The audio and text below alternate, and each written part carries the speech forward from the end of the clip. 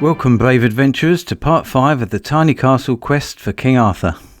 In this episode, I bid farewell to the majestic embrace of Tintagel and journey forth to the enchanting expanse of Bodmin Moor, where I shall rest my weary head at the splendid Gwel-an-Nans campsite. My pilgrimage will lead me to the legendary Dozmary Pool, a shimmering body of water that stands as the most revered contender for the fabled dwelling of the Lady of the Lake, the mystical enchantress who bestowed upon Arthur the legendary sword Excalibur. But my journey doesn't end there.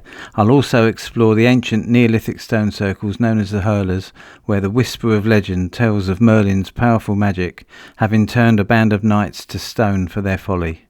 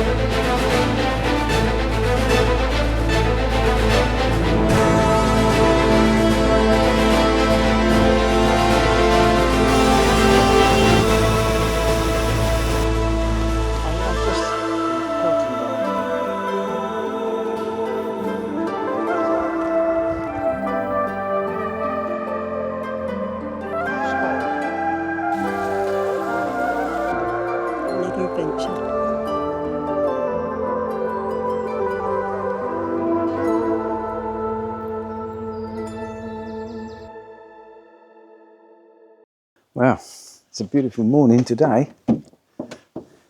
It'll rain again tomorrow, so make the most of today. I'm just having a cup of tea, something to eat, heading off to Bodmin.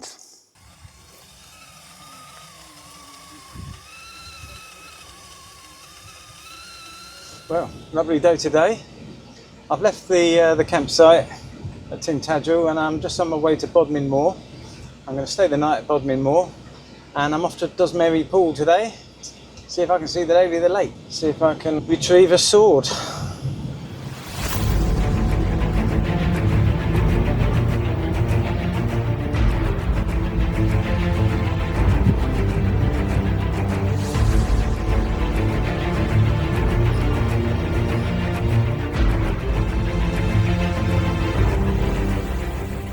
I parked up in this lay-by to stop for a bite to eat.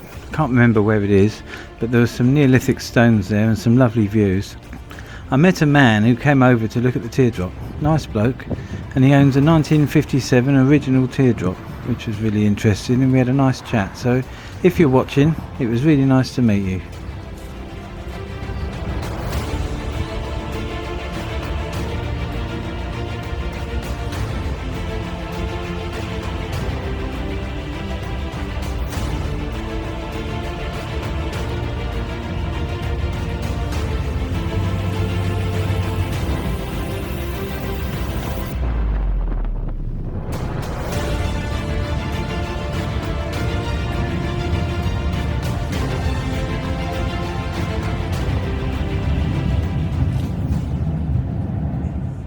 Well, I'm in Bodmin, and a lovely little site this is, really lovely, right in the middle of Bodmin Moor.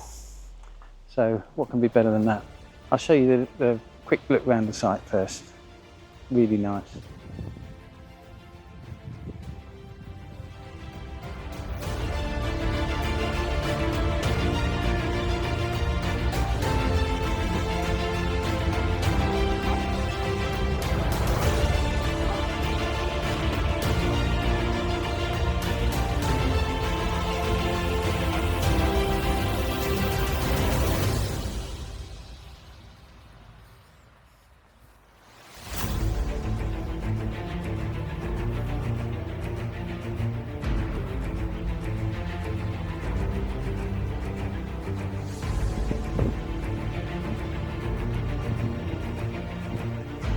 So, just having a little cup of tea.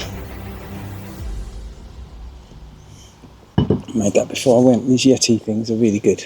Yeti cups, they stay hot for so long. And this is an absolutely stunning beautiful sight. I'll put all the details up in a minute, but it's a really nice sight. I don't know whether you can see me behind, but it's a lovely spot, and they've got some D.O. onkeys. I can see 2 little donkeys. Don't know how many they've got, but I can see 2 from here.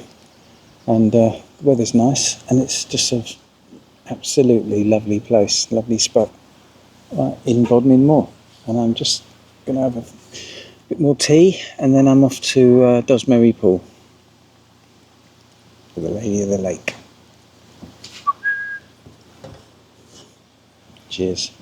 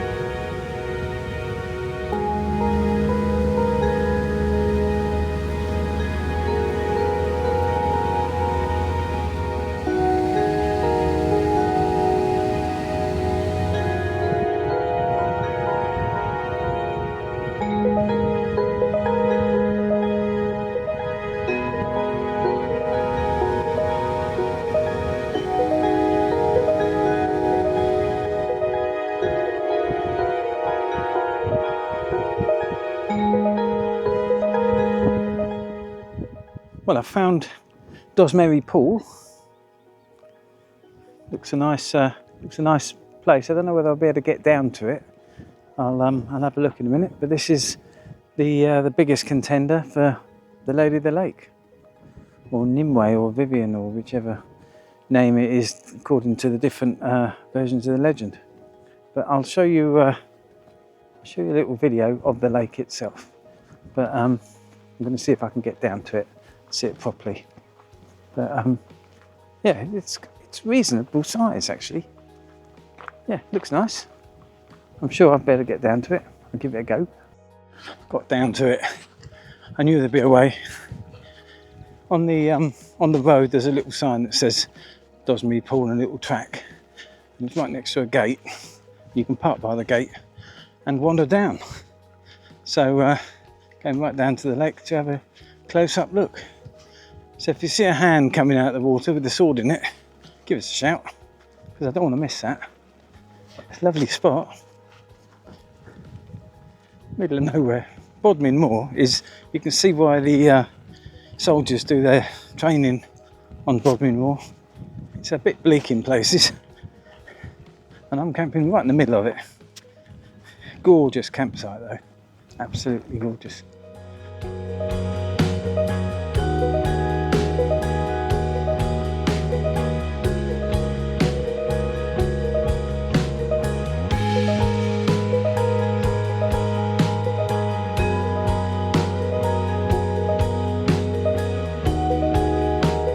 And this is Dozmary Pool, where Sir Bedevere threw Excalibur back into the lake for the Lady of the Lake to have it back. He refused twice, apparently, according to legend. He couldn't do it. But the third time he did it, and a hand came out and caught it. It was a common thing, really, for people to throw swords into lakes when someone died, so no one else could use his sword. It was just sort of symbolic or religious or whatever, but it's something they used to do, right?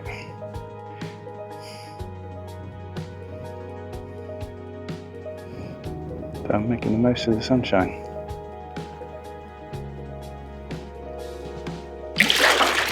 What was that?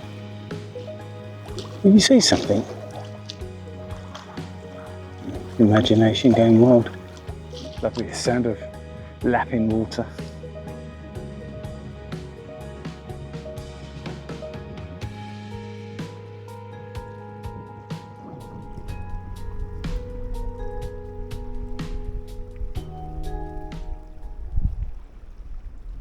Well, I've been to Dozmary Pool, and I'm out in the wilds of Bodmin Moor.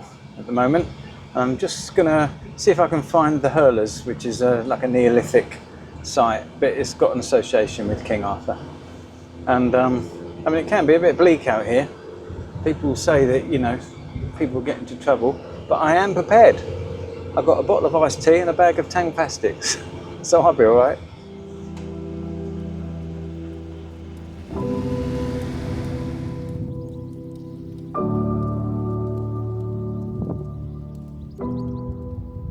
This is Long Tom, a medieval wayside cross southwest of Minions. 2.9 metres tall with a cross at the top. It could be a Neolithic stone which has been Christianised. It all adds to the mystery. It's surrounded by some smaller stones and worth a stop to check them out.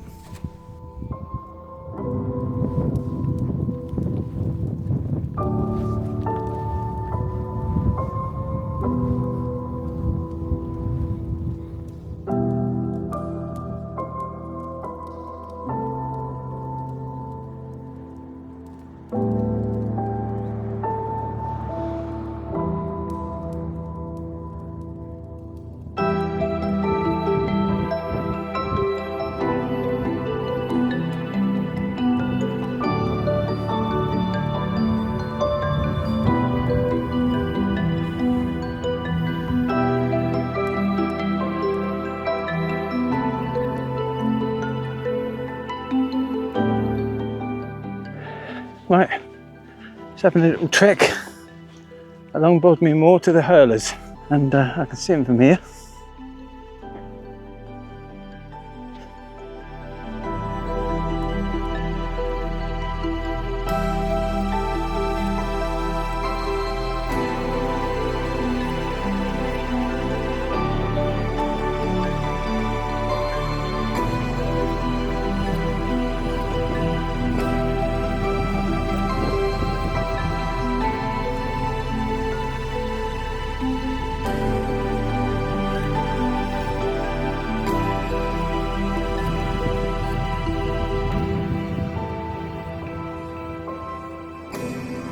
Well, I'm here at the Hurlers Neolithic stone circle. Well, it's two stone circles right next to each other, and yeah, it is associated with King Arthur, which is partly why I'm here. But I would have come here anyway because there's something special about these Neolithic structures, and I love them. It's amazing. They're always in these amazing locations as well, or usually.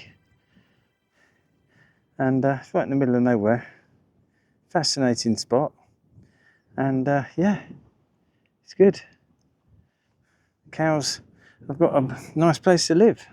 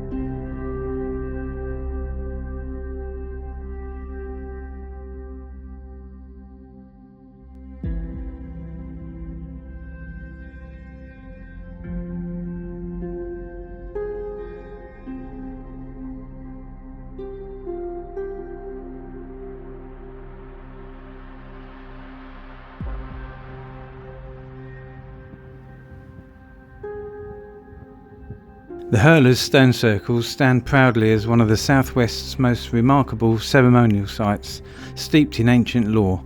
According to Arthurian legend, the great wizard Merlin turned a group of knights to stone for their misdeeds.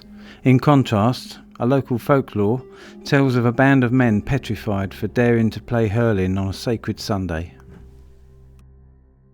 Well, I'm here at Bedevere Coit, also known as King Arthur's Coit.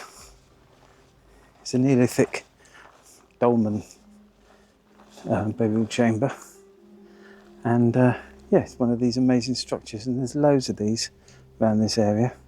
If you look on the map around Bodmin, there's hundreds of Neolithic sites here, so it's obviously a popular place back in the day.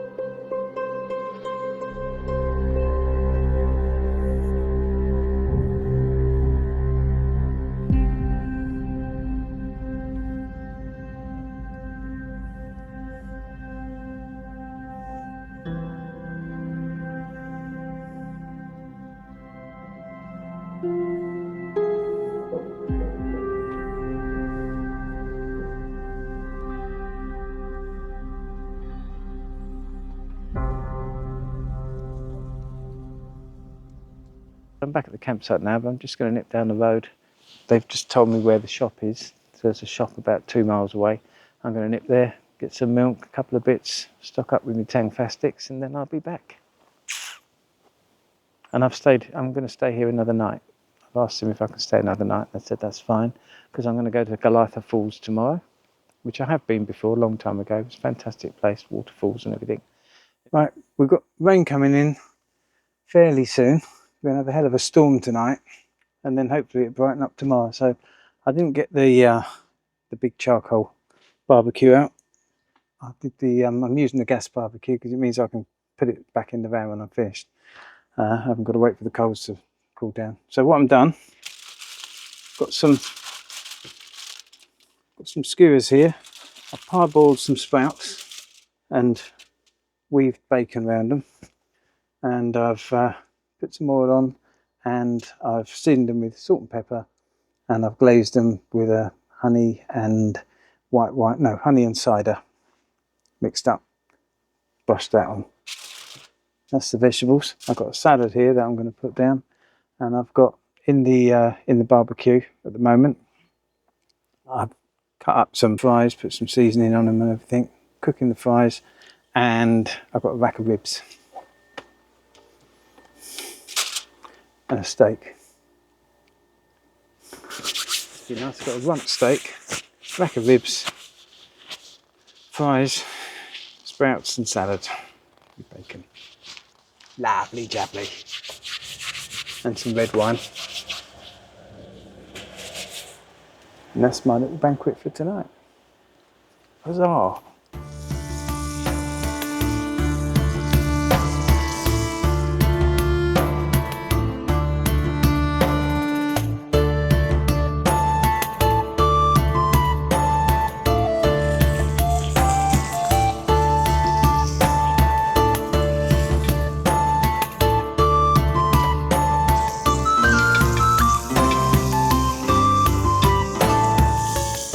Front room for the steak.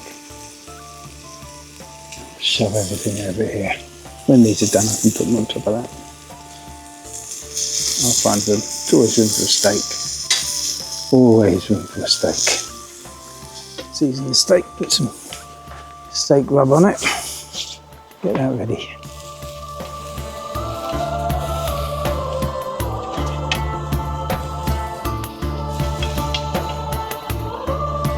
The steak is on.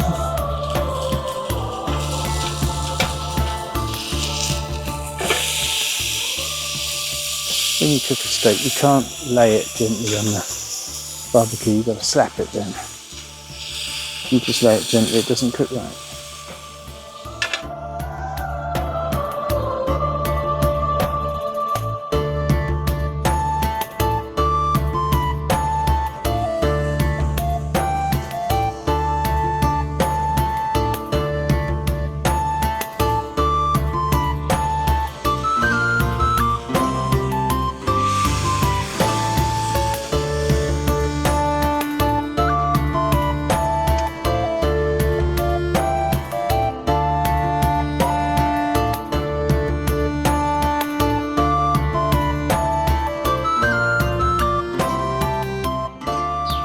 Well, there we have it. steak and chips with ribs, sprouts and bacon and salad. Not bad, is it? It's not bad, this camping lark. Right, what do I have first?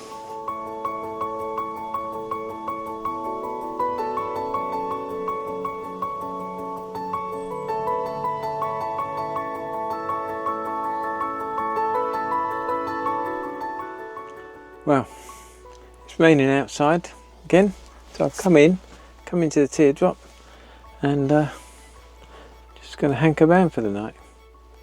So I'm going to close the curtains, and these ones just hook up there and there and zip down. Snug as a bug in a rug. This is the cosiest place anyone could be.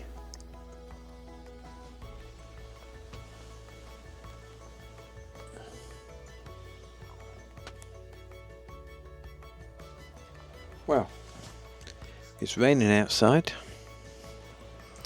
but it's nice and cosy in here. I mean, how cosy can a place get?